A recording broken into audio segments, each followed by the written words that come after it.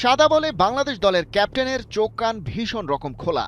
Batter হিসেবে 2016 থেকে এ পর্যন্ত তার নেয়া 16টি রিভিউর মধ্যে 11টি ছিল সফল, অর্থাৎ ফিল্ড আম্পায়ারের সিদ্ধান্ত পাল্টাতে হয়েছে। এই টাইম স্প্যানে লিটনের সাফল্যের হারই সর্বোচ্চ 68.8%। আউট হয়েছেন কি হননি সেই প্রশ্নে টাইগার ব্যাটার যে মুনশিয়ানা দেখিয়েছেন সেটা কি নিজের ইনজুরির ক্ষেত্রে দেখাতে পারেননি?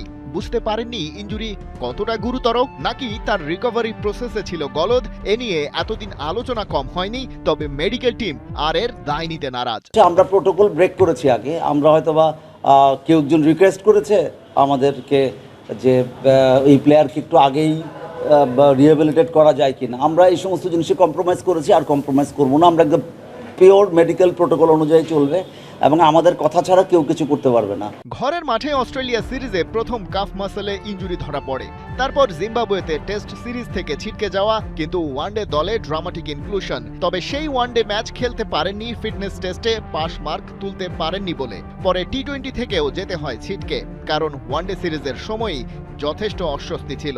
রেডিয়ান ইনজুরি ভালো হতে 21 থেকে 30 দিন সময় লাগে। কারো হয়তো 21 দিনে ভালো হয়, কারো তো 30 দিনে ভালো হয়, কারো হয়তো আরও 1 সপ্তাহ বেশি লাগে। যদি সেই রিহ্যাবিলিটেশনে থাকি তাহলে হয়তো বা কোনো গুরুত্বপূর্ণ খেলা বাকি পড়ে যায় বা যেতে পারলাম না, তো সেটা অনেক সময় আমাদের উপর একটা প্রেশার সৃষ্টি হয়।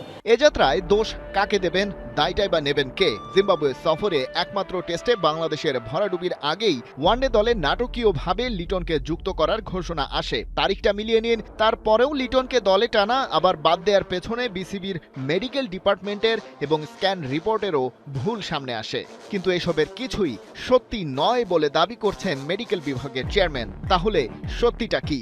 আমরা এটা অনেক সময় হয়তো বা কম্প্রোমাইজ করেছি, যেটা আগেই করা উচিত ছিল না।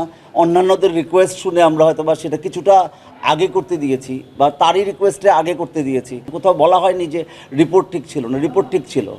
রিপোর্টে বলা হয়েছিল যে তার এখানের মধ্যে যে গ্রেড 1 ইনজুরি আছে। আমি নিজে মেডিকেল পার্সন, আমি প্রফেসর অফ ডার্মাটোলজি। আমরা এগুলো লম্বা সময় ধরে দেখে আসছি, করে আসছি। আমি দায়িত্ব নিয়ে বলছি, দুটো রিপোর্টের মধ্যেই ঠিক মতোই আসছিল জিনিসগুলো, যে ইনজুরি আছে। এখন ইনজুরি তো ভালো হতে হলে সময় দেওয়া লাগবে। Miscommunication, misinformation, disturbance. লিটন ইস্যুতে শুরুতে মেডিকেল বিভাগ আর স্ক্যানের রিপোর্টের ওপর দায় গেলেও এখন বলা হচ্ছে ভুল কারোই হয়নি। কিন্তু যে ভুল হয়নি বলে দাবি করা হচ্ছে, তার মাসুল কেন গুনছেন টাইগার ক্রিকেটের অন্যতম সেরা ব্যাটার লিটন দাস? এ যেন এক গোলকধাঁধা।